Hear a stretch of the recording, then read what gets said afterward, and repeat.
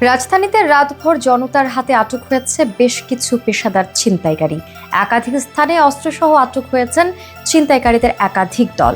সেসব ঘটনার ভিডিও চিত্র ছড়িয়ে দেওয়া হয়েছে সামাজিক যোগাযোগ মাধ্যমে, যেখানে দেখা গেছে ছিনতাইকারীদের আটকে রেখে মারধর করছে জনগণ।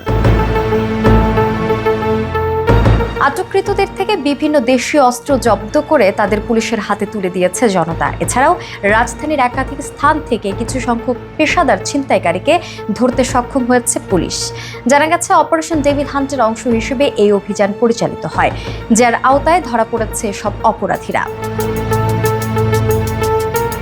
পুলিশ সূত্র জানায়, গ্রেফতার ব্যক্তিদের মধ্যে রয়েছে চিহ্নিত মাদক কারবারি, সক্রিয় ছিনতাইকারী, চাঁদাবাজ, চোর এবং সাজাপ্রাপ্ত আসামি। তাদের হেফাজতে থেকে বিভিন্ন দেশীয় অস্ত্র ও মাদকদ্রব্য উদ্ধার করা হয়েছে। তাদের বিরুদ্ধে আইনানুগ ব্যবস্থা গ্রহণের প্রক্রিয়া চলমান রয়েছে বলে জানিয়েছেন পুলিশ।